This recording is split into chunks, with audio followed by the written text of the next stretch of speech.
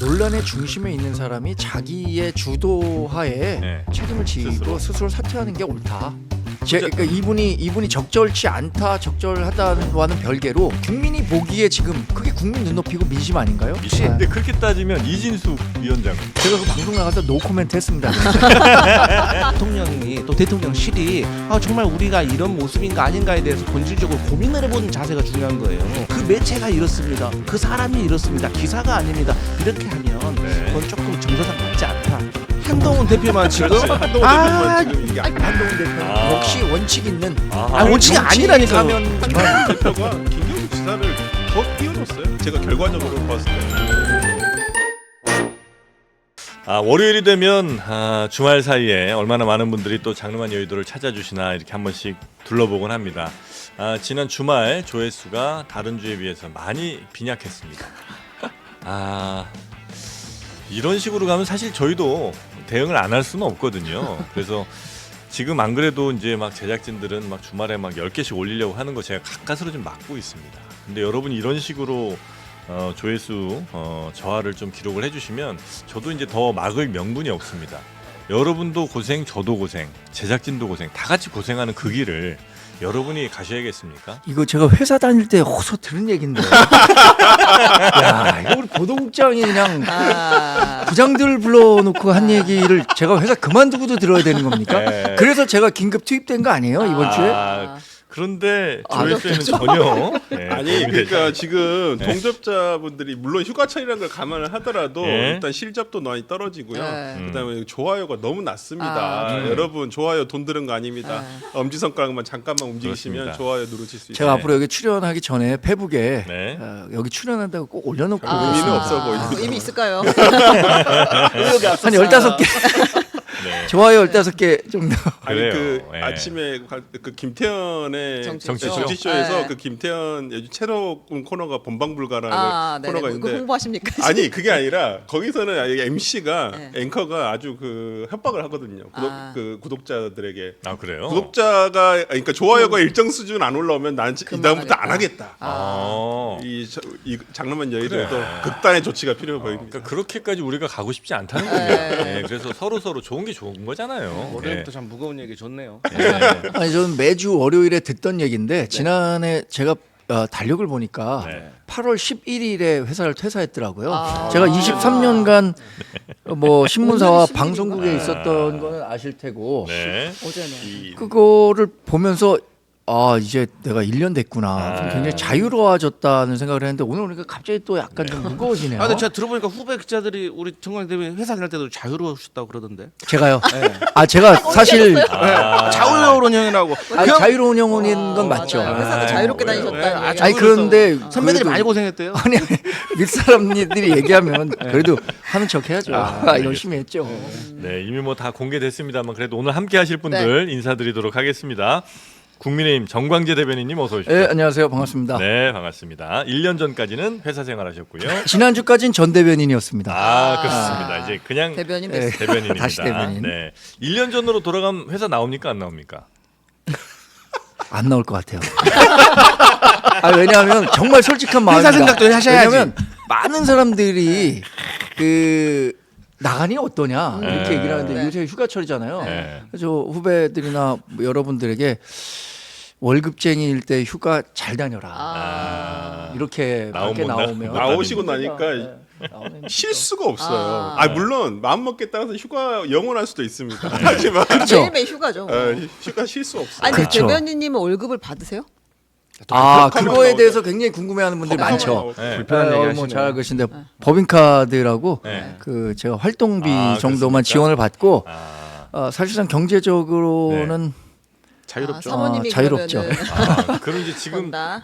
열심히 방송 출연 또 하셔야 되는 거네요. 그래서 불러주면 나옵니다. 알겠습니다. 네. 그리고 왜냐하면 제가 이 시작 캠프 한동훈 캠프에 몸담으면서 그동안 고정으로 했던 우리 강성필 의원과 고정으로 했던 프로도 한 2개 되는데 네. 다 잘렸잖아요. 그 이후에 다시 연락이 안 와갖고 진짜 우리 정광재 대변인만 사람 없었는데 그냥 때리면 툭툭 나오는 형인데 다른 기다리고 사람들은, 있습니다. 네. 그래서 이렇게 저 방송을 주업으로 하시는 분들이 네. 멘트 욕심이 많아져요. 맞아요. 네, 항상 우리가 경계해야 돼요. 자중하겠습니다. 네. 그래서 우리가 현역 의원 부르자고 했잖아요. 노력하고 있습니다. 네.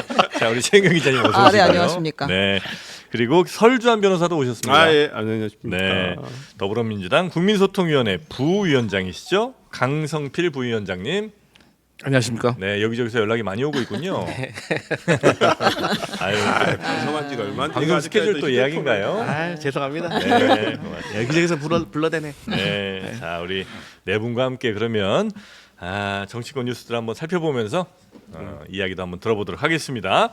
어떤 뉴스부터 한번 가보면 좋을까요? 네, 김경수 복권 감론을박입니다. 김경수 전 경남지사의 복권 문제를 두고 윤석열 대통령과 한동훈 국민의힘 대표가 충돌을 했는데요. 이제 법무부에서는 복권 대상자 명단에 김경수 전 지사를 올렸고 처음에는 이게 야권의 분열책이다라는 분석이 나왔었는데 주말 사이 분위기가 확 바뀌었어요. 한동훈 대표가 막 이 민주주의를 파괴한 범죄를 반성하지도 않은 사람에게 정치를 하라고 복권해 주는데 공감을 못할 국민이 많을 것이다. 이걸 이제 그 측근들을 통해서도 계속 이야기를 했고 본인도 네. 반대 의사를 밝혔다라고 하면서 복권 반대 입장을 전달했고 네. 대통령실은 너무 황당하다는 입장입니다. 아니 사면 복권은 대통령 고유 권한이다. 이게 무슨 상황이냐라는 거 하나랑 네. 2년 전 사면할 때부터 이거 어쨌든 정해진 수순이지 않았냐. 그리고 2022년에 사면을 동의하고 발표한 사람이 당시 법무부 장관이었던 한동훈 대표 아니냐. 이렇게 얘기하면서 황당하다는 입장을 밝혔죠. 네, 그 황당하다는 입장에 우리 정광재 대변인은 어떤 말씀을 좀 주실까요? 황당할 일까지는 아닌 것 같습니다. 그리고 예정된 복권이라는 게 저희 예를 들어서 그 만기가 출소가 예정돼 있다. 예. 이거는 들어봤는데 예. 복권이 예정돼 있다라는 말은 들어본 적이 없는 것 같아요. 예정된 아니, 그, 복권이라는 걸 그러니까 들어보셨어요? 한동훈 장관 때는 그 왜 사면해줬냐? 아 근데 한동훈 장관 시절에도 예. 22년 8월 15일 광복절 특사 때 그 사면 대상에서 제외됐던 거 아시죠? 그래서 우상호 의원이 나오셔갖고 한동훈 법무장관이 반대해갖고 김경수 사면이 안 됐다더라라는 얘기를 공공연히 했었던 그 자료들이 있습니다. 법무부 장관 때도 반대했었다. 네. 그래서 12월에 사면이 됐는데 예. 그때도 뭐 통합이라든가 이런 차원에서 사회에 다시 기여할 수 있기를 바란다는 메시지를 내긴 했지만 당시에도 자신은 정치인 사면에 대해서는 반대한다라는 입장이었지만 네. 그러나 뭐 말씀하신 것처럼 대통령의 고유 권한인 사면권에 대해서 법무장관이 대통령의 뜻과 계속해서 반대되는 입장을 낸다고 해도 그 의미는 없는 뭐 거거든요. 부담스러울 수 네. 있겠죠. 네. 그런 뜻을 이번에도 다시 한번 밝힌 거고요. 네. 무엇보다 이게 마치 뭐 정치 공학적으로 김경수 전 지사를 사면해주면 야권이 분열해 갖고 우리 그 보수에 도움이 될 거다라는 식으로 해석되는 정치 공학적 접근과 이런 거에도 좀 그건 국민 눈높이에 맞지 않다라는 네. 말씀을 하시더라고요. 근데 금요일 근데 일 하나하나 다 맞는 말 아닌가요? 근데 금요일에 나왔을 때는 여기서 그 여당 인사가 나오셔서 너무 좋아하셨어요. 가장 해맑게 웃으면서 그 김경수 지사 복권 해야 된다. 그래요? 그 금요일 방송 보시면 알 수 있어요. 이성태. 아니 윤희석 윤희석 대변인이었는데 대변인. 아, 너무 잘- 행복하셨어요 그때. 그래요. 하나만 하셨네. 네. 아니 근데 저는 근데 네. 그때 그 금요일 오전에 네. 저도 YTN 라디오에 아침 시간에 네, 네, 출연하는 네, 네, 프로그램이 있어서 그 했을 때 예. 저는 굉장히 좀 부정적으로 얘기했었는데 아 그렇습니까? 그리고 김경수 전 지사가 복권된다고 하더라도 정치적 파괴력이 음. 지금 예상하는 것만큼 크지 않을 뭐 거다라고 그건 이제 저는 민주당에서도 아마 그 비슷한 얘기를 했었는데 그러니까 대통령의 고유 권한인 건 뭐 부정하지 않으실 거 그렇죠. 아니에요. 예, 예. 근데 그 대통령의 고유 권한을 행사하는 데 있어서 여당 대표가 여기에 뭐 반기를 드는 것처럼 보이는 것 자체가 좀 이상한 거 아니냐. 근데, 정반대면 차라리 뭐 조용히 얼마든지 뭐 접촉할 수 있을 테니 뭐 용산에 전화를 걸든 뭐 찾아가든 해서 네. 이건 좀 아닌 것 같습니다라고 얘기할 수도 있는 건데. 이 질문을 제가 주말 사이에 네. 한 30번 들었습니다. 아 그렇습니까? 기자분들이 왜냐하면 다 같은 류의 질문을 네. 하니까 그래서 드린 설명을 요약해서 말씀드리면 네. 첫 번째로 반대한다는 입장을 대통령실에 전달했습니다. 네. 그런데 하셨어요. 했어요. 네. 근데 그게 뭐 받아들여지지 않고 사면이 거의 기정사실로 가는 분위기 속에서 그렇다면 당 대표로서 아니면 당의 역할은 민심의 전달 창구가 돼야 되는데 그때 당시 사면 복권 소식 이후에 당원 게시판이라든가 네. 전체적인 민심은 김경수 전 지사에 대해서 굳이 왜 사면을 할 필요가 있느냐 이런 그 여론이 굉장히 비등했거든요. 네. 이런 점들을 고려해서 이게 민심입니다를 전달한 거라고 봐요. 앞으로 저는 대통령실과 우리 국민의힘의 관계도 이걸 외부에서 볼 땐 뭐 충돌, 갈등이라고 네네네네. 하는데 이거는 논의와 이견을 좁히는 과정이라고 봅니다. 건강한 당정 관계로 가는 첫 발을 이렇게 뗐다고 봐야지. 공개적으로.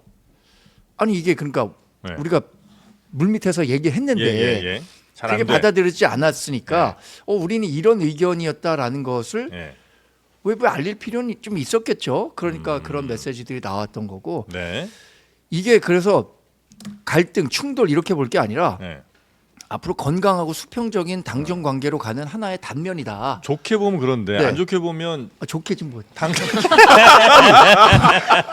좋게 보면 그렇다고 그러네요. 얘기했는데 좋게 제가 좀 진짜 마셔세요. 마음 안 좋네. 마음 안 좋아. 아니 야, 그러니까 마음이 안 좋다. 당정이 어쨌든 같이 국정 운영의 책임을 지고 있는 건데 이렇게 함으로써 그 운영의 책임을 좀 덜어내는 그러니까 난 반대했잖아 이렇게 가는 거 아니에요? 아니 근데 이런 과정을 통해서 네. 앞으로 다른 사안들이 발생할 때마다 예.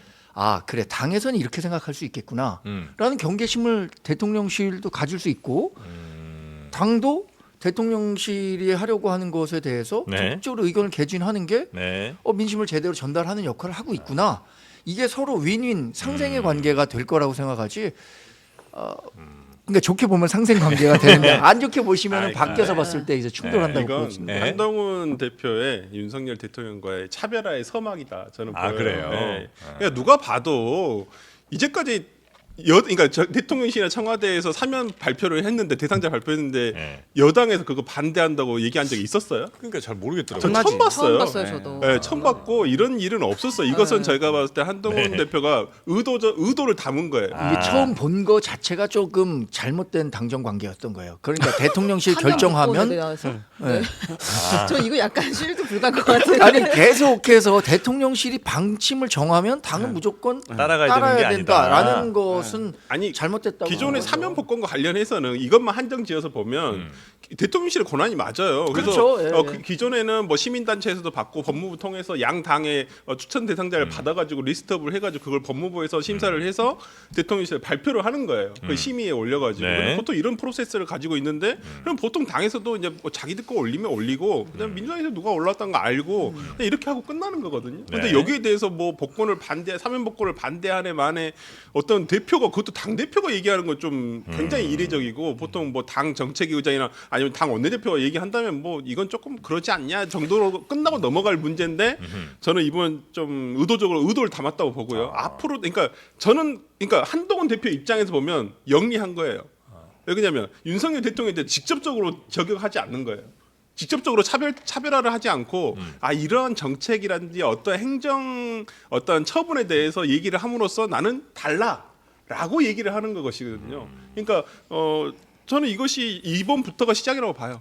이제 싸우자는 얘기다. 아니, 친윤 논리인데 이거 친윤 논리. 근데 민주당 논리도 한번 들어볼까요? 아니 그렇습니다. 저는 그 한동훈 대표가 뭐 우물한 차별한 거죠. 그거 차별화 하려고 하는 것 같은데 안 된다? 이것을 얘기를 하려면 그 전에 있었던 이 윤석열 정부에 있었던 그 특별 사면에 대해서 전체적인 걸로 좀 궤가 맞아야 돼요. 우리 정 대변인께서 방금 말씀하셨는데 뭐라고 말씀하셨냐면 예정된 사면이 있나요?라고 말씀하셨잖아요. 그게 바꿔서 말하면 약속 사면이에요. 근데 우리 총선 때도 약속 사면했잖아요. 그러니까 사면 받을 것을 예상해서 그 지역 가가지고 살지도 않으셨던 분이 가서 사시고 총선 가서 사면 받고 출마까지 하셨거든요. 네. 그리고 형이 확정된 지 일주일 만에 또 특별 사면도 받으셨어요. 그러니까 뭐 그러면 또 물어보고 싶은 게 조윤선 전 장관 문학의 블랙리스트, 네. 현기한 수석 보수단체 불법 지원 화이트리스트, 안종범 수석 대기업에다가 뭐 미르재단 K스포츠 재단에 출연하는 거 강요했어요. 우리 까먹었을까봐 하나하나 다 지적해 그러니까 주시네요. 네. 아니 그러면 하나 이런 더 것에 있어서 대해서 이거 준비했는데 원세훈 전 국정원장도 사면 이 대상에 얘기하려고 들었어요. 그럼 자 결론은 김경수 전 지사가 정말 그 헌법을 파기하는 그런 나쁜 범죄를 저질렀다고 해서 안 된다는 가정이면 이분들은 뭡니까? 거기에 대해서도 얘기가 있어야죠. 그러니까 김경수만 하면 안 된다가 아니라 이분들도 다 하지 말라고 해야 되고 거기에 추가로 김경수 전 지사가 이제 사면을 받았잖아요. 그때 이제 다 알고 있지만 법무부 장관이었어요. 그러면 그때와 지금이 변동사항이 없잖아요. 우리 재판에서도 항소심하고 뭐 상고심 변동사항 되게 중요하잖아요. 변동사항이 없는데 그때 사면은 되고 복권은 안 된다. 이건 어떤 기준인가요? 그러면 우리 부대변인님께서는 예를 들어 한동훈 대표의 이번 이야기가 용산을 향한 거라고 보세요? 아니면 당을 향한 거라고 보세요? 아니면 뭐 국민을 향한 거라고 보세요? 저는 이제 용산을 향한 거죠. 용산을 향한 거다. 용산을 향한 거죠. 그래서 이제 거기에 나온 대응 논리로 네. 찾으신 것이 뭐냐면 사면은 그래 뭐 정치를 못 하는 거니까 그 정도까지 형기를 줄여주는 것은 괜찮지만 정치를 하게 앞으로 할 사람에게 해주는 건 안 된다는 복권은 안 논리인데 된다. 그래 따지면 뭐 조윤선 뭐 전 장관이라든지 뭐 그런 분들도 할 수도 있는 아니, 거죠. 근데 저는 이번 걸 보고 이걸 내부적인 상황, 외부적인 상황을 좀 나눠서 봐야 된다고 하는데 네. 아까 내부적인 상황은 당정에 대한 어떤 차별화의 서막이라고 저는 봤던 것이고 외부적으로는 이게 참 오묘한데 그러니까 한동훈 대표 쪽에서는 김경수가 나중에 민주당 대선 후보가 되면 우리가 불리한데? 라고 어떤 인식이 깔려 있는 거예요. 기본적으로.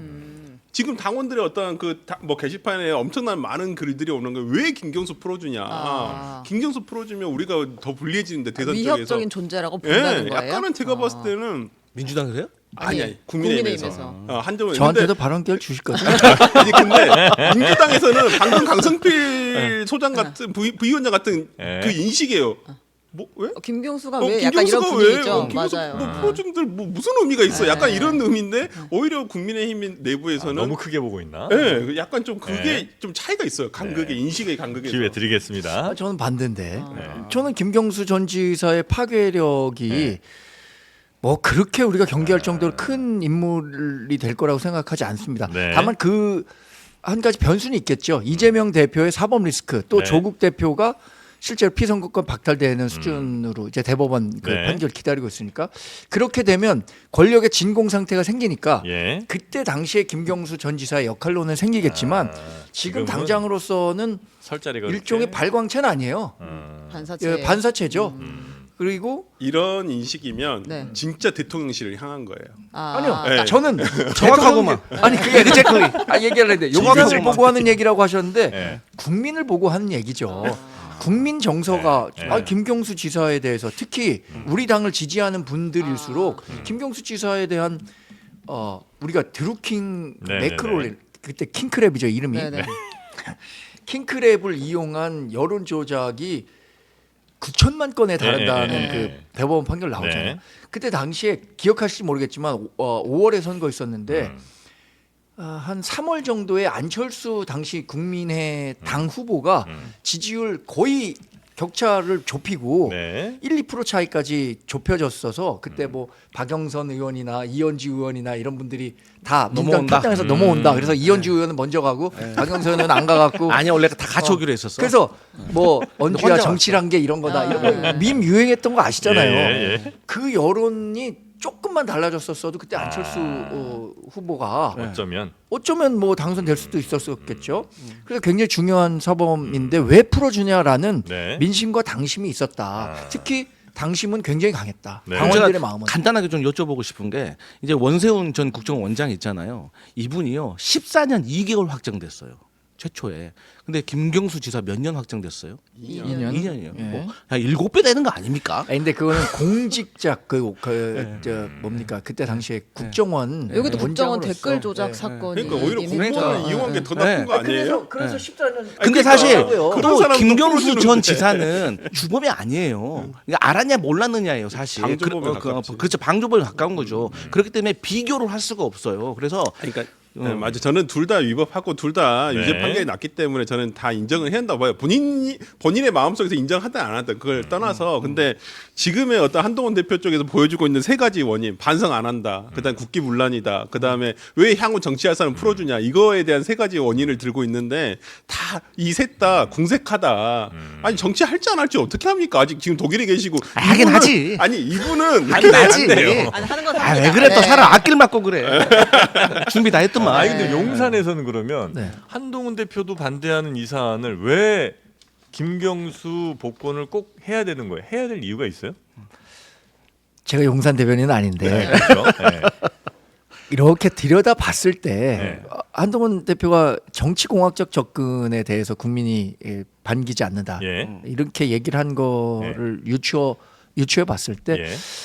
아마도 뭐 이재명 일극 체제의 민주당에 네. 어느 정도의 균열이 가능할 거라고 보지 않을까요? 이건 추정하시는 거죠. 네, 추정하는 그러니까 거죠. 그 추정에 연결을 하면 저희 민주당에서는 가끔씩 공짜로 재미로 우리의 선대 본부장님은 윤석열 대통령이시다라는 얘기를 많이 합니다. 그 이유가 뭐냐면 이번에도 어쨌든 윤석열 대통령께서 만약에 김경수 전 지사를 이 복권을 시켜주시잖아요. 그러면 저는 어떤 의미가 있냐면 이분이 정치권에 다시 복귀를 함으로 인해서 민주당의 다양성이 확 넓어집니다. 그러니까 사람들은 1차원적으로 생각하면 김경수가 이재명 반대편에 있는 사람들 싹 모아가지고 1대1 구도라고 생각하는데 저는 그게 아니라 오히려 김동연 전 그 경기도지사 같은 분들도 이 판에 뛰어들 수가 있어요. 네. 그렇게 되면은 확 판이 넓어지는 거거든요. 저변을 자, 넓힌다. 김동연 뛰어들면 누가 나와? 김부겸도 나도 가야지 하고 온단 말이에요. 그럼 근데 형 나도 갈게 하고 또 와요. 막 임종석 해가지고. 이 부분 저도 예. 아주 공감하는 부분입니다. 네. 1+1이 시너지를 내면 2.5가 되는 거잖아요. 네. 정치에서 1+1이 2.5가 되지 않는 경우가 굉장히 많아요. 근데 1+1이 2는 안 되더라도 한 1.23은 되는 효과는 발휘할 수가 네네네네. 있거든요. 지난번에 안철수 뭐 윤석열 당시 대선 후보 시절에 단일화 한 게 1+1이 2는 안 됐지만 그래도 한 1.2는 됐기 때문에 네. 윤석열 후보가 당선이 됐던 거잖아요. 그래서 김경수 지사에 대한 복권이 1+1이 2는 아니더라도 1.2 정도로 돼갖고 민주당의 외연을 확장시킬 수 있다라는 경계감은 저도 갖고 있어요. 또 쉽게 말해서 이재명은 싫은데 김경수가 좋아서 임종석이 그러니까, 좋아서 뭐 김부겸이 그런 좋아서 이렇게 올 수 있고 네. 또 뭐 이런 확장성이 엄청 큰 거거든요. 아니, 그 야당 야당이 그래서 이제 진실 게임 같은 게 나오는 거죠. 네. 야당이 원해서인지 아니면 야당 중에 누구는 싫어했는데 등등 이런 얘기가 지금 나오고 있는 거 아니겠습니까? 일단 핵심부터 말씀드리면 네. 이재명 대표가 이게 사실인지 모르겠어요. 우리 정 대변인께서 말씀을 해주셔야 돼요. 용산에서 제안했다는 거 아니에요. 당신한테 대권에 뭐 경쟁이 될 수 있는 사람은 제안해줄게라고 하니까 이재명 대표가 민주주의는 다양할수록 좋습니다. 이 얼마나 훌륭한 말입니까? 거짓말 같아. 네? 사람을 못 믿어 이렇게.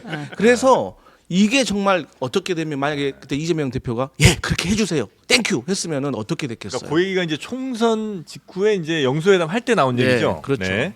네, 4월 영수회담 전에 이제 여권 네. 관계자에게서 네. 경쟁자를 제안해줄 수도 있다는 제안을 받았다. 근데 그때는 그게 원희룡 그 전 의원을 겨냥한 얘기였지 김경수 전 지사를 네. 겨냥한 이름이 말은 나오지는 아니었- 않았다고 하고 그래서 경쟁자를 해석된 거죠. 원희룡은 아니지 이재명한테. 네, 근데 뭐 아무튼 그런 얘기가 있었고 그다음 민주당에서는 지금 네. 이 김경수 전 지사의 복권에 관해서 요청을 했었다. 그러니까 이재명 대표 뭐라고 했냐면 직간접적인 여러 루트를 통해서 지속적으로 복권을 요청드렸던 바가 있다라고 이야기를 했고 대통령실에서는 영수회담 석상에서는 물론이고 김경수의 김자도 복권의 복자도 나온 바가 없다 이렇게 이야기를 해서 이재명 대표는 요청한 적이 없다라고 주장하고 그 대통령실은 용산 주장은 반박하고 그렇고요. 있고 그리고 박찬대 원내대표가 네. 사면 복권 회의가 이뤄지기 전에 내가 김 전 지사와 정경심 전 동양대 교수의 복권 의견을 여기서 모아가지고 대통령실에 전달했다 이렇게까지는 이야기한 상태예요. 이제 복권 얘기가 나오니까 서로 이제 나도 했다 이제 이렇게 지금 나오고 있는 거죠. 저도 요청했습니다. 내가 바로 요청한 그 사람이다. 네. 이렇게 얘기를 하고 근데 있는 용산에서는 거죠. 그런 얘기 들은 적이 없습니다. 이렇게 이제 우리가 하고. 그냥 판단했어요. 이렇게 네. 저도 마음속으로 외쳤습니다. 아, 아, 우리 전- 모두 외쳤나요? 근데 저는 그런 이번 상황을 보면서 지금까지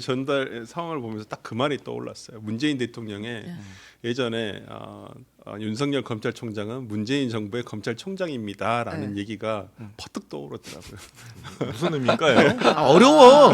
아 윤석열 뭔 대통령이 말이에요? 결국에는 문재인 정부 사람을 구해주려고 하고 그렇죠. 있다 이런 뭐 송대가 윤석열은 있다는 이야기죠. 지금 선대본부장이라고. 지금 뭐 오늘 아침에 이제 서정욱 변호사님 같이 라디오 하면서 네. 그런 얘기도 하시더라고요. 이게 정말 윤석열 한동훈 대표 쪽에서 우려하고 있는 것은 뭐 본인 내피셜인데 어떤 윤석열 대통령이 친문 진영과 손을 잡고 어떤 네. 정계 개편을 하려는 것은 아니냐. 아, 너무 상상력이 크네요. 빅픽처. 빅픽처네요. 아니, 그 정도의 그림 그렸으면 지지율이 그랬겠어? 아니 서정욱 변호사 전화 한번 해볼까요? 얼마나 어디서 한동훈 지금 방송 중이세요. 자, 얼마나 한동훈 대표를 싫어했으면 용산의 윤 네. 대통령이 네. 이재명 대표 아닌 그 친문 하여튼 세력과 친문 세력과 손을 잡고 네, 손을 잡고 뜻을 같이 해서 네. 한동훈 대표를 주저앉히기 위해서 뭐 그런 거 아니냐라는 그런 우려도 있다. 상상력이 과한 걸 보니까 요새 서정욱 변호사님 교신이 끊긴 것 같아요. 영상이랑. 아니에요. 이번에 그 검찰총장 임명된 거 가지고 자기 유튜브 보고 한 것 같다고. 아 무슨 소리예요? 검찰총장은 처음부터 저 좋아하시더라고요. 당연한 사람이 된 건데. 아니 근데 아무튼 저는 대통령실에서 아주 영리한 카드를 썼다고는 생각이 아, 돼요. 그래요? 왜냐면 지금 김경수 지사 복권 때문에 원세훈, 현기환, 안종범, 조윤선 다 묻혔어? 스무스하게 네. 다 그냥 가잖아요. 조현호 경찰청장도 다 맞아요. 그냥 네. 쭉 가는 거예요. 그냥. 그러니까 우리가 여기서 열혈 토론하는 동안 그분들은 룰루랄라 하고 있죠. 저분들도 좋고 지금 김경수 지사는 지사도, 독일에서 네. 그냥 나는 가만히 있는데 그 한국에서 막 엄청 떠들고 있고. 모두가 해피한 일이네요. 네, 그렇습니다. 단 한 명. 한동훈 대표만 지금 그렇지. 한동훈 대표만 지금 이게 아니 아니에요. 결과적으로는 한동훈 아, 대표도 이제 아니, 해피한 카드 아니, 썼다고 생각하죠. 맞습니다. 본인이. 왜냐하면은 네. 이걸 통해서 한동훈 대표는 아. 역시 원칙 있는 아하. 아, 원칙이 정치인 아니라니까요. 사면과 아니 14년 2개월 된 사람하고 뭐 조윤선, 현기, 안정보, 현기 다 합치고 하면 상대가 안 돼요. 그 부분에 대해서 네. 언급하지는 근데 않으셨지만 한동훈 대표가 김경수 지사를 더 띄워줬어요. 제가 결과적으로 그런 것 봤을 때는. 네. 이 논란을 통해서 예. 실제로 아니, 그렇게 된 효과는 있죠. 네, 왜냐하면 네, 네, 김경수라는 분이 정치 고관여자들은 잘 알고 또 야당 인사들은 잘 알고 할 수 있겠지만 사실 그렇지. 대통령이 되려면 저잣거리에 있는 정말 뭐 초중학생도 이름 대면 그렇지. 알 정도가 돼야 되는데 네, 네, 김경수 네. 전 지사는 그런 사람 아니 아니잖아요. 이제 네, 네. 김경수 지사 이제 연말에 귀국할 때쯤 가면 온 인천공항에 또 난리가 날 거 아니에요. 네. 지난번 귀국과는 틀릴 것이다. 저는 그렇기 때문에 근데 이제 많이 저는 끼어졌어요. 이재명 대표한테는 나쁘진 않습니다. 왜냐하면 어쨌든 김경수 전 지사가 지금까지는 인지도는 좀 올렸지만 네. 사실 김경수 하면 딱 떠오르는 결과물이 없어요. 사실 그렇잖아요. 두루뭉 맞습니다. 빼놓고. 그러니까 결국 본인도 대선 주자가 되기 위해서는 성과물이 있어야 되고 그래야 대선 주자 지지율이 올라가는 거지. 지금 잠깐의 인지도는 한때이거든요. 네. 그렇기 때문에 김경수 지사가 여기서 뭔가를 보여줘야 되는데 그 뭔가를 보여준다는 게 원외에서 딱히 없다. 하지만 민주당으로서는 김경수 들어오면 김동연 들어오고 김동연 들어오면 김부겸 들어오고 하면 또 이재명 대표 입장에서는 네. 1대1 구도보다는 다대1로 가면 본인의 경쟁력이 높아지고 이번 전당대회에서 보듯이 혼자서 그렇게 독주해가지고는 흥행을 할 수가 없고 본인의 네. 대권 가도에 걸림돌이 된다는 것을 본인도 알 겁니다. 네, 그렇기 네, 때문에 저는 민주당으로서는 상당히 호재다. 저는 이제 그렇게 김경수 판단합니다. 지사가 이제 대권 후보 여론조사 리스트에 올라가겠죠. 일단 명단을 이제 이름을 넣고 이제 어느 정도 이제 숫자가 나오기 시작하면 이제 또 두고 볼 일이다. 진짜 이건 뭐 누구 하나 불행할 일 없는 아우, 정말 신의 한 수네 대통령실에서, 지나고 예. 보니까 그러니까 매기가 될지 나비가 될지. 다 행복해. 결국에는 한동훈 대표만 안 행복해. 아니 이재명 대표한테 행복합니다. 불행할 것 같아요. 아 결국은 이재명 대표 결국에는 아 그래요? 네. 왜냐면 뭐 괜찮다는 이재명 대표의 일극 체제가 네. 일정 부분 흔들릴 계기가 될 수도 있을 것 같고요. 결국에는 뭐 그렇게 되지 않을까 싶어요. 심지어는 그 노량진 농산시장에 킹크랩 하는 분들마저 모두가 행복한 일입니다. 이거는. 그럼 러시아의 그 어부들도 행복한 일이네요. 그런가요? 거기까지 안 걱정됐네요. 갈게요. 네. 많이 갔다. 자, 그럼 요거는 하여튼 다들 행복한 걸로. 네. 네. 자, 그리고 광복절이 이제 이번 주 목요일이죠. 네, 그렇습니다. 이게 아주 지금 삐걱삐걱합니다. 네, 이 광복회가 정부 주최 광복절 경축식에 참석하지 않겠다라고 선언을 했어요. 1965년에 광복회 창립이 됐는데 그 이후에 광복절 행사에 참석하지 않은 것은 이번이 처음이다라고 합니다. 대신 그 15일 오전에 백범 김구 기념관에서 이제 337개 단체로 구성된 독립운동단체 연합과 자체적으로 거행하겠다. 또 이제 25개 독립운동가 선양단체로 구성된 항단연도 따로 별도로 광복절 행사를 개최하겠다 이렇게 이야기를 했거든요. 네. 이유는 명확하죠. 독립기념관장에 뉴라이트 계열로 지목된 김영석 교수를 임명한 것을 네. 철회하라라는 것이 이제 그 단체들의 네, 요구입니다. 야 6당도 불참하겠다고 했고 다만 이제 개혁신당은 임명을 재검토해야 한다라고 하면서도 광복절 행사는 참석하겠다라고 밝힌 상황입니다. 네. 이 독립기념관장 한 명이 또 어마어마하게 평지풍파를 또 일으키고 있습니다. 인선에 대해서 그래서 말이 좀 많이 나오고 있는 것 같은데 이거는 되돌리기는 어렵죠? 저는 이런 사안이 발생할 때마다 예. 논란의 중심에 있는 사람이 자기의 주도하에 예. 책임지는 자세가 필요하다고 스스로? 생각합니다. 네. 좋은 말씀이시네요. 내려와야 한다. 왜냐하면 제가 지난 총선 국면에서도 황상무 시민사회 수석 네네네. 자진 사퇴해야 된다는 얘기를 방송에서 네. 그때 당시에도 제가 대변인이었는데 네. 개인적인 의견으로는 그렇게 해야 된다라고 말씀드린 적이 있는데 네. 인사권자는 인사권을 실행한 후에 그걸 다시 번복시키는 게 정치적 부담이나 자신의 권위를 훼손시킬 수 있기 때문에 네네네. 굉장히 어려운 일이에요. 그런데 이런 논란이 발생한다면 그것도 이게 지금 이게 굉장히 커지고 있잖아요. 네. 더군다나 목요일이 광복절인데 저는 사실 김경수 전 지사 복권 문제보다도 이 문제에 대해서 우리 당이나 한동훈 대표나 네. 어떤 스탠스를 취해야 할까를 고민을 했거든요. 네, 아직 입장이 나오진 않았죠. 아직 입장이 나오지 않았는데 예. 제가 개인적으로 들은 말씀은 있습니다만 말씀드리기는 예. 어렵고 예. 개인적인 의견입니다. 예. 당 대변인으로서 뭐 논평을 내거나 이런 게 아니니까 예. 이런 경우에는 논란이 된 분이 자기가 책임을 지고 스스로? 스스로 사퇴하는 게 옳다라고 생각합니다. 왜냐하면 독립기념관 저는 그렇게 생각해요. 독립기념관장 자리에 꼭 이분이 있어야 되는 이유는 없거든요. 독립기념관이나 아니면 광복절에 더 맞는 인사나 이런 분들도 많이 계실 텐데 이분이 적절치 않기 때문이에요? 아니면 워낙 그 반대가 거세기 때문이에요? 논란이 되기 때문이죠. 그러니까 이분이 적절치 않다, 적절하다와는 별개로 네네네. 국민이 보기에 지금 그게 국민 눈높이고 민심 아닌가요? 이 우리 정도로 정당이 변하려고 하는 거는 반발하면, 네. 국민 눈높이와 민심을 따라가겠다는 건데 네. 그게 오늘 구구절절 포퓰리즘이 오르막이 아니라 하시네. 제가 원래 이게 좋습니다, 상식 오늘. 있는 정치인입니다. 역시. 네. 근데 그렇게 따지면 이진숙 위원장은 제가 그 방송 나가서 노 코멘트 했습니다. 아니 근데 이제 간단한 거예요. 이게 식민지 근대화론에 찬성하시는 분인 거예요. 이분이 그러니까 아니 세상에 어느 좀 정상적인 생각을 가지고 있는 대한민국 국민한테 일본이 우리를 식민지화했다는 거에 대해서 찬성하고 동조하는 분이 누가 뭐 있겠습니까? 얘기할 것도 없죠, 그거는. 네. 근데 이분이 그런 생각을 가지고 있다는 거에 예. 대해서 광복회장도 그렇고 말씀하셨던 것처럼 지금까지 독립기념관장은 독립 후손들이 맡거나 아니면 이 독립운동에 대해서 역사적으로 공부하셨던 분들이 맡아왔는데 뭐 김구 선생님의 뭐 장손도 그다음에 한국 광복군 출신 뭐 장손도 뭐 이렇게 다 탈락된 거 아니겠습니까? 뭐 김국주 선생님 제자분도 그래서 이런 것들은 정말 좀 잘못된 것 같다. 그래서 이 파장이 커지고 있잖아요. 네. 저희 민주당도 그렇고 뭐 혁신당도 그렇고 말씀하셨던 다른 단체들도 안 하기 때문에 저는 우리 정 대변인 말씀하신 게 그게 답인 것 같아요. 이렇게 빨리 자진 사퇴하는 것이 정말 쓸데없는 이 분란, 정말 쓸데없는 소모적인 아니, 거잖아요. 근데 그거 자진사퇴 하더라도 어쨌든 자신을 임명한 사람한테 의견을 들어야 될 거 아니에요. 그러니까 결국은 내가 안 맞는 것 같은데 저 그냥 사퇴할게요라고 그냥 위에 아무런 상의 없이 얘기하는 건 좀 이 사람도 좀 부담이 클 거고 위에서도 그래 뭐 이렇게까지 됐는데 조금 미안하게 됐어 이렇게 하면 이제 그럼 이제 자진사퇴 이렇게 이제 얘기할 수 있을 텐데 정프로님 예? 이심 전심 모르세요?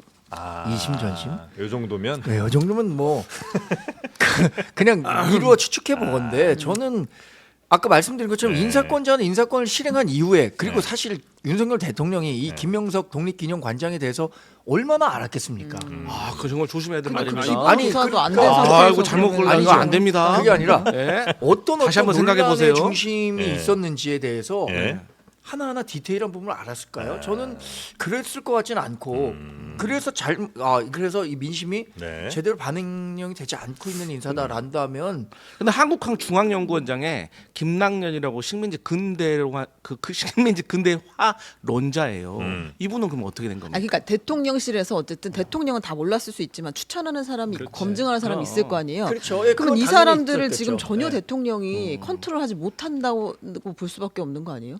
이런 사람 계속 네, 올리고 있잖아 올리면 지금. 올린 대로 그냥 그냥 내가 사인만 해줄게라고 해가지고 지금 가는 거라면 문제가 근데 있는 이런 거고. 인물을 골라서 올렸다는 것 자체가 뭔가 내부가 지금 아니, 정리 안 그리고 되고 있다는 얘기 아닐까? 몰랐더라도 그래 좋습니다. 이런 문제가 불거지면 빨리 수습을 하는 게 정무적인 판단을 하는 거잖아요. 저는 참모들도 문제가 있다고 봐요. 아니면 아니다라고 정확하게 얘기를 해서 대통령이 결단을 내서 야 이거 빨리 임명 철회를 하자 아니면 다시 한번 가져와봐 인사카드 가져와봐. 그래서 야 이런 논란이 있었는데 왜 이걸 그냥 올렸었냐. 물론 대통령이 모를 수도 있죠. 어떻게 본인이 검찰총장만 했는데 이런 각계각층의 모든 사람들 다 알겠어요. 당연히 모를 수도 있는데 논란이 불거지면 그걸 빨리 수습하는 것도 정무적인 능력이에요. 근데 윤석열 정부는 그게 없어요. 지금 보면 그래서 얼마나 많이 제가 한동훈 대표의 저는 워딩은 정확할 거라고 봅니다. 국민의 눈높이에 맞춘 인사가 이루어진다라고 얘기하실 것 같고 지금 문제는 뭐냐면 일이 더 커지고 있는 게 지금 오늘 보니까 뉴스 보니까 독립기념관에서 광복절 경축식을 취소했어요. 네, 안 하기로 네. 했습니다. 네, 37년 만에 처음으로 취소를 했고 이분이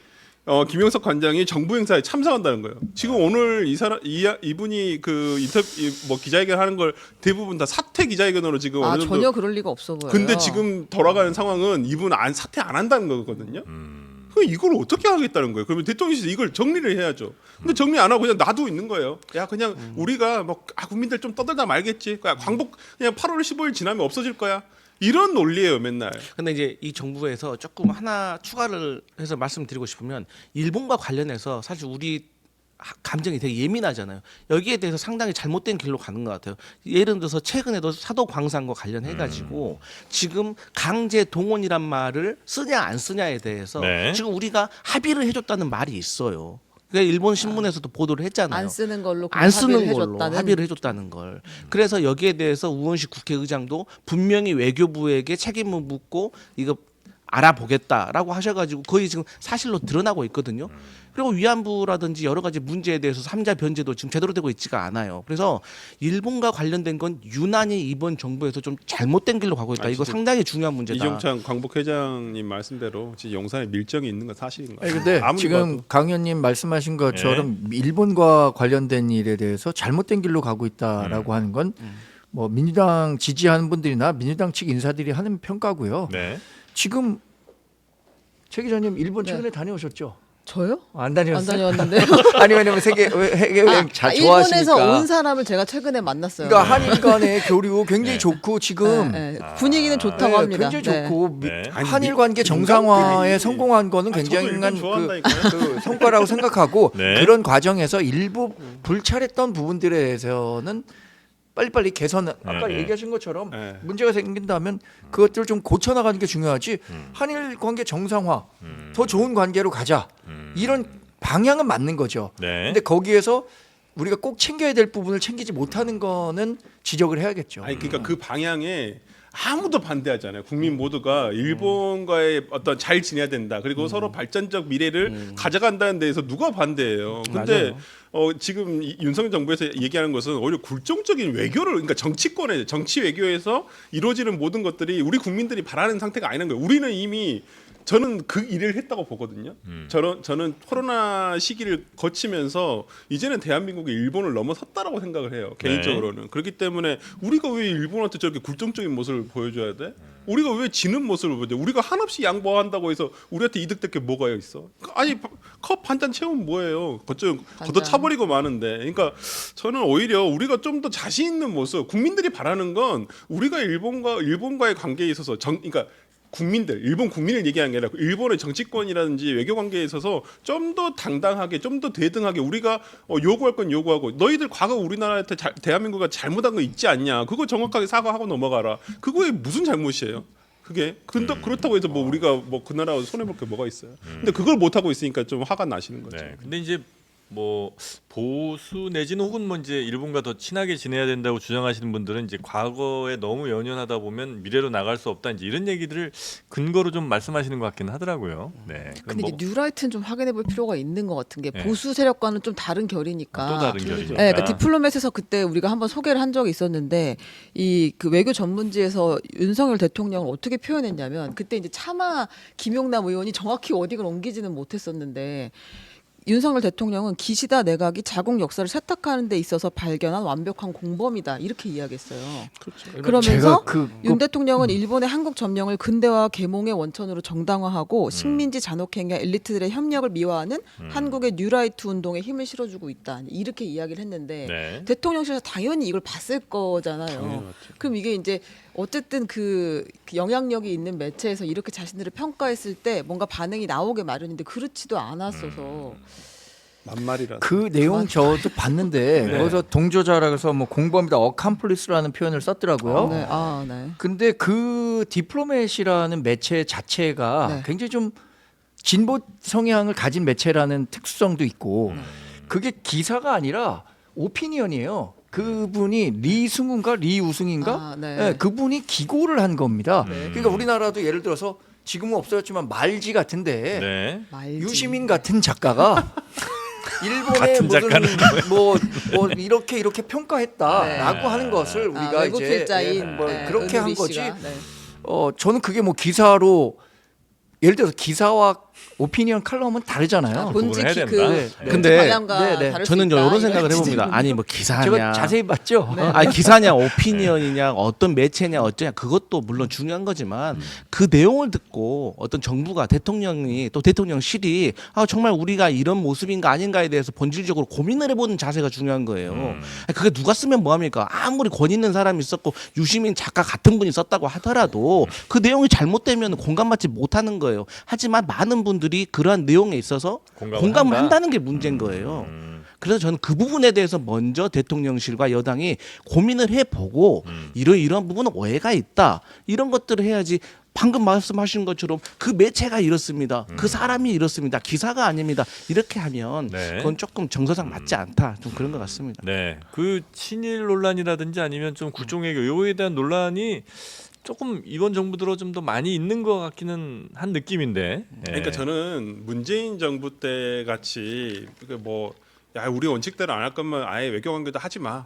이렇게 하는 것도 문제는 있다고 보여요. 네. 그러니까 어떻게든 좀 풀어가려고 노력을 하는 것이 맞고 저는 김대중 대통령의 어떤 그러한 방식이 가장 맞다라고 보거든요. 네. 일본 정부의 과거사에 대한 반성 위에서 미래를 위해서 협력 관계를 가져가자는 것이지. 그리고 일본과 미국과 우리나라가 뗄 수가 없잖아요. 기본적으로 여러 가지 외교상으로 봤을 때도 그렇기 때문에 그런 부분에 있어서 그냥 무작정. 근데 지금은 뭐가 문제냐면, 그러니까 문재인 정부 때 조금 간극이 벌어졌었는데 그걸 무조건 복원시키려고 하다 보니까 그냥 다 들어주는 거예요. 일본이 하고 싶은 대로. 근데 이제 문재인 정부 때도 우리 잠깐 잊은 것 같은데 소부장 기억나시죠? 반도체 관련해 가지고 세 가지 그렇죠. 품목에 대해서 네. 수출을 일방적으로 검열을 엄청 올렸어요. 그래서 우리가 얼마나 고생했습니까? 그래서 이 일본 같은 경우가 왜 그랬겠어요? 이게 사실 그 뭐 내막이야 모르겠지만 사실 뭐 썰로 따진다고 하면 우리의 반도체가 본인들보다 잘 나가니까 그것을 잡기 위해서 그러한 공작을 한 거거든요. 그러니까 그런 것들을 우리가 다들 극복해 나가는 건 매우 중요하지만 네. 어쨌든 그런 것들도 사과 받을 건 받고 정상화 시켜야 된다. 그래서 뭐 일본이랑 뭐 반도체 경쟁은 이제 뭐 그렇죠. 역시 뭐. 아시는군요. 그리고 경제 전문가. 여튼 일본과의 관계를 저는 윤석열 정부 들어서 정상화시키고 복원시켰다는 것은 굉장히 큰 의미가 있다고 봅니다. 그건 인정해야 된다. 그럼요. 이번 네. 사실 윤석열 정부를 지지하고 뽑았던 분들이 가장 큰 업적을 평가하라면 한미일 공조를 네. 복원시켰다는 거 아니에요? 외교 얘기하시는 분들이 많더라고요. 그러니까요. 네. 특히 미국과의 관계에서 일본과의 관계도 굉장히 중요하거든요. 네. 일본은 미일 동맹을 갖고 있고요. 우리는 한미 동맹을 갖고 있고 일본과 우리나라 동맹 관계는 아니지만 세 나라가 갖고 있는 가치 외교 또 대북 정책 공동 대응? 이런 것들 네. 굉장히 중요한 거거든요. 이게 문재인 정부 시절에 상당히 훼손됐고 특히 그 훼손의 원인이 뭐 축창가 들고 뭐 이런 분들의 얘기 때문에 왜곡됐다라는 측면이 있기 네. 때문에 그거 복원한 건 역사가 굉장히 높게 평가할 아니, 거라고 근데 생각합니다. 그 국민적인 감정도 또 중요한 건 맞잖아요. 그렇죠. 아니 근데 네. 저는 미국과의 관계를 꼭 이렇게 국민의힘 분들은 민주당일 때는 소원해지고 국민의힘 때는 미국과의 관계가 아주 그 협력이 강화됐다는데 제가 보면 미국은 항상 한국과는 네. 어느 정권이든 간에 항상 좋았어요. 갈등이 있던 데도 물론 있긴 근데 있습니다만. 우리가 네. 이제 이번 정부 들어서 보이는 것과 그 안에 실제는 아니 다릅니다. 그 말씀하신 것처럼 네. 윤 정부에서 성과도 있긴 있었다고 저는 얘기해주고 싶어요. 어. 그런데 저는 좀 부족한 게 전략성 모호성에 매우 네. 부족하다. 그러니까 지금 한미일 공조 우리가 얘기 많이 하시잖아요. 음. 근데 벌써 보세요. 지금 미국 대통령이 트럼프가 될지 해리스가 될지 아직은 모르지만 만약에 트럼프가 된다고 생각을 해보세요. 트럼프요? 푸틴하고 친합니다. 그래서 벌써 김정은한테도 뭐라고 했어요?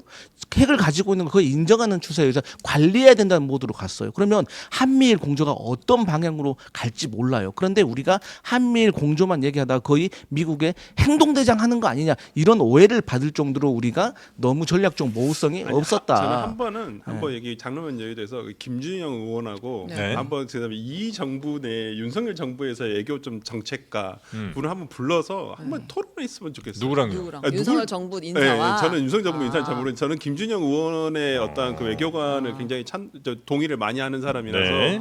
한번 얘기를 해봤으면 좋겠어요. 그러니까 저도 이제 김준영 의원의 얘기만을 자꾸 듣다 보니까 저도 이제 잘 경도될 수도 있었는데 네. 좀 그러면 이 정부와 과거 정부 문재인 정부에서 과연 외교 정책 특히나 함중 미일 뭐 러시아까지 포함해서 북한 간에 그건 아예 없으니까 그건 냅두더라도 네. 좀 이런 외교 정책차의 차이가 도대체 뭔가 좀 그걸 좀 명확하게 한번 들어볼 수 있는 거기에 기회가 대해서는 있겠어요. 약간 좀 저도 뭐 이분 저분 말씀을 좀 들어보니까 그러니까 어떤 분들은 그런 말씀하신 뭐 전략적 모호성 같은 걸 통해서 균형 외교 혹은 우리의 실질 외교 뭐 이런 걸 이제 해야 된다고 주장하시는 분들이 이제 꽤 계시고 또 반대편에서는 예를 들면 70년대 80년대 완전히 이제 세계가 양쪽으로 나뉘어 있던 시대에 무슨 균형 외교고 뭐 이렇게 그거 할 수가 없었잖아요. 그때는 이념이 확실하던 때니까. 근데 그때로 지금이 약간 회귀하는 때인 것 같다. 그래서 중국과 뭐 러시아 뭐 이런 쪽의 한 세계 그리고 이제 미국과 뭐 유럽 등을 이제 위시한 또 다른 서방 세계 이렇게 갈라지는 사이에서 어쨌든 우리 선택을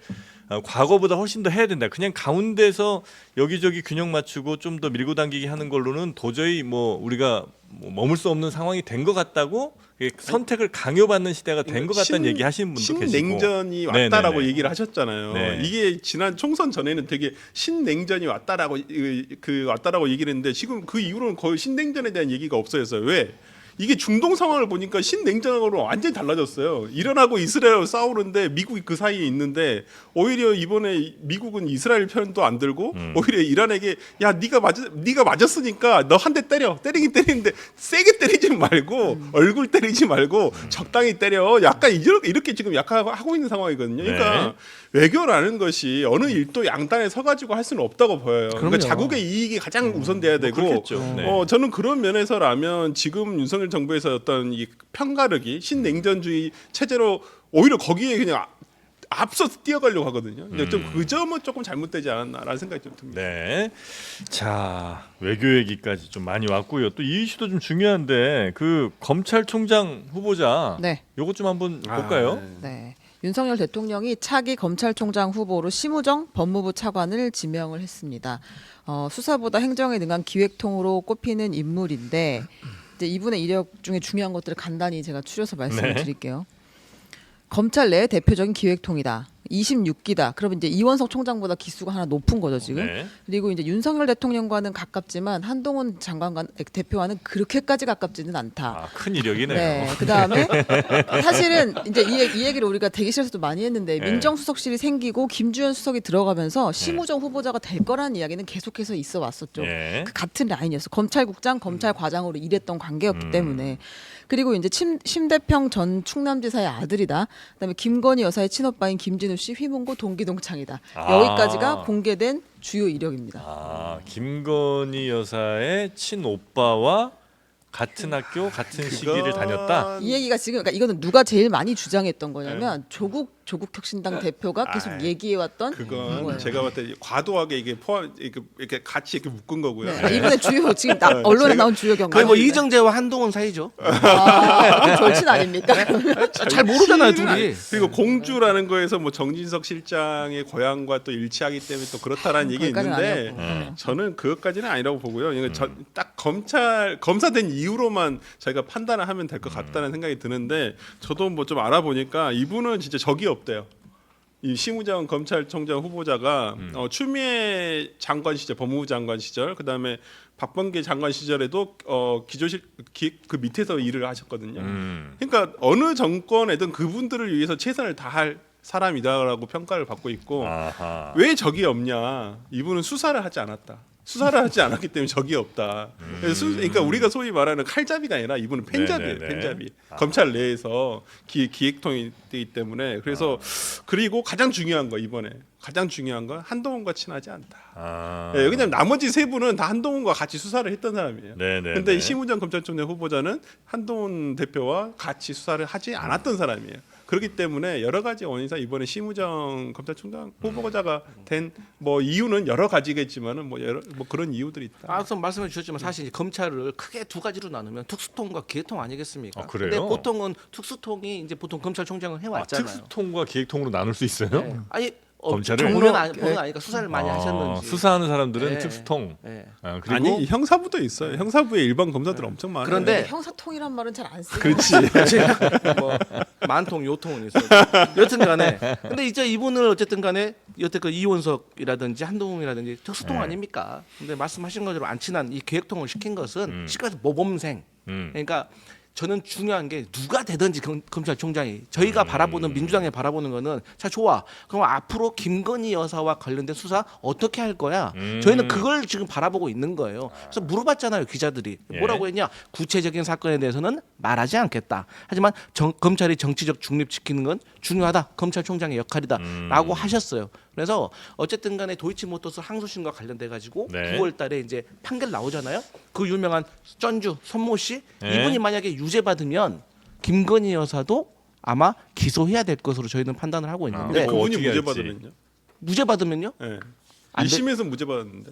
아니 지켜봐야죠. 그러니까 무죄 받으면은 뭐 어떻게 하겠습니까? 유죄 1심의 달라고요. 무죄 대목을 이제 2심의 공소장 변경을 변경했죠. 했죠. 방조 예, 부분까지 예, 예. 넣었는데 이제 그 부분 그게 모르겠는데. 유죄가 나올지는 두고 봐야 근데 되고. 원칙대로 아마 기소 안 할 걸요? 네. 그러니까 그럼 지켜봐야 된다는 거죠. 저의 사실. 포인트는 뭐냐면 이원석 총장이 사실은 심우정 뭐 총장 되실 분이 총장 지인 요즘 말로 하면 근데 그 총장 지인이 어떻게 할지는 대략 그냥 예상이 되는데 이제 이원석 총장이 마지막에 이걸 정리하고 갈 것인가 아이, 김건희 여사 사건을 못 하세요. 네, 안 되겠죠? 네, 못 하세요. 김건희 여사 건을 마음이 약하셔. 이원석 아니 총장이 왜 그러냐면 서울중앙지검장이 이걸 해줘야 되는데 네. 중앙지검장이 말을 안 듣는데 그걸 어떻게? 그러면 안 하고 그냥 네, 이원석 총장 그냥 미제로 남겨놓고 떠나고 본인은 어떻게든 뭐 네. 최대한 빨리 뭔가를 잃어보고자 했지만은 네. 그때 이창수 서울중앙지검장을 바꾸면서 네. 모든 걸 다 흐트러버린 거죠. 그때 용산에서 저는 용산에서 개입했다고 보는데 이제 인사에 당연히 개입을 한 거니까 그 당시만 해도 송경호 서울중앙지검장이나 이원석 총장 같은 경우는 이거 김건희 여사를 최대한 소환을 해서 어떻게든 뭐 기소를 하든 불기소를 하든 정식적인 소환 조사를 하겠다라는 입장이었는데 그걸 못하게 하기 위해서 송경호 지검장 전부 다 날려버렸잖아요. 네. 그리고 이창수 전주지검 당시 지금 서울중앙지검장이 그렇게 윤석열 사단도 아니었어요. 실제 검찰 내에서 판단되기로는 기획통. 아니 기획통도 아니고 뭐 하여튼 뭐 수사를 열심히 하시던 분인데 그걸 안 할 사람 한마디로 말 잘 듣는 사람을 한 거기 때문에 저는 이번도 똑같다고 봐요. 그러니까 이원석 총장도 그냥 사표라도 내면서 마지막에 꿈틀이라도 한번 하셨어야 됐었다. 그거 말고는 그것도 다 놓쳤다. 다 놓친 신 이분의 임무는 뭐예요? 심우정 신임 검찰총장 후보자는 제 생각에 안정적인 눈앞에 네, 있는 조직의 거는 안정화. 이제 네. 조직의 안정화도 큰 사고 그렇지만 없이. 눈앞에 있는 건 어쨌든 김건희 여사 수사에 대해서 어떻게 스무스하게 아. 마무리를 하느냐. 그게 이제 제일 두 큰 번째는, 미션이다. 검찰에 좀 안정적으로 정권을 이렇게 서포트까지는 정권을 아닌가? 서포트요? 네, 뭐. 검찰이? 그 두 분 뭐 여러 이야기 하셨지만 네. 그 한마디로 정리하면 될 사람이 된 겁니다. 이후의 평가는 그냥 네. 이것 때문에 된 거 아니야? 휘문고 났는데 아. 휘문고 동창이 김건희 오빠랑 동창이야? 이분이 공주 출신이야? 이런 해석을 갖다 붙이는 거지. 검찰 내에서도 네. 예를 들어서 갑자기 네. 갑툭튀 나온 인물이 검찰총장이 된다면 그럼 뭔가 의심해 볼 수 그 있는데. 이 프로세스에서 난리가 났겠죠. 뭐 검찰들끼리 왜 이런 사람이 됐느냐, 이 뭐 김건희 여사 오빠의 동창이라다 이렇게 됐을 텐데 될 그게 아니라 사람이었어요? 그러니까 될 사람 된 거예요. 기수의 에이스는 맞아요. 맞아요. 그러니까 검찰에서는 보통 기수마다 저 사람이 되게 잘한다. 근데 수사도 안 했는데 에이스인지 어떻게 아니 알아요? 아니 근데 기획통이라니까요. 기획을 잘했다니까. 아니 무슨 기획을 하는 그러니까 거야? 검찰에서는 기획통들이 보통 에이스예요. 아니 그러니까 무슨 기획하냐고. 주로 법무부에 있으면서 법무부에서 장관보좌를 네. 많이 하고 뭘 기획하냐고. 아니, 정무 인사. 판단이 좋답니다. 인사라든지 정무 판단을 왜 해 검찰이? 기획통이니까 답답하게 자꾸 왜 물어보는 거야? 그런가 보다 해요 그냥 좀. 법무부에 그러니까 아니 이런 거죠. 검찰이 어떻게 나아가야 된다. 해외에서는 네. 지금 해외 검찰 조직은 이런 방향으로 가고 있으니까 네. 뭐 우리도 이런 방향으로 해야 되고 해외에 있는 뭐 수사 기법들이 이런 것들이 글로벌 있으니까 스탠다드? 이런 것들을 좀 뭐 우리도 도입해야 된다. 이 전반적인 방향을. 그 검찰 조직의 변화 네. 뭐 이런 것들에 대한 큰 그림을 기획하는 거죠. 그러니까 검찰 제가 정책기획부장 출신인데 이거 뭘 자꾸 그러니까 기획을 그 해. 회사에 있는 기획조정실, 네. 뭐 미래전략실, 정무적 뭐 이런 판단이 거랑 좋다니까요. 거기에 있는 네. 사람들이 다 성공하는 거잖아요, 사실. 네, 아, 원래 그래요? 에이스들이 그런 데 가는 거예요. 제가 그러니까 정책기획부장이었다니까요. 에이스였네. 회사 빨리 그만두셨네. 아 그래서 이제 보실 때는 될 사람이 된 될 거다. 사람이 된 건데 어차피. 여러 가지 해석들을 붙이는 거기 때문에 그것에 대해서 뭐 근데 약간- 인사에 대해가 나오면 인사평은 항상 나오는 거잖아요. 네, 뭐 네. 근데 제가 얘기하기 좋아하는 사업 평가를 한 번 더 해보자면 저는 윤석열 대통령이 왜 특수통을 안 뽑았냐. 아니 특수통을 기용했더니 아니 저놈들이 칼끝을 나한테 겨누려고 하네. 약간 이런 생각, 이런 사업 위협감을 평가 위협감을 본인의 뇌피를 그만해. 좋은 얘기 합시다.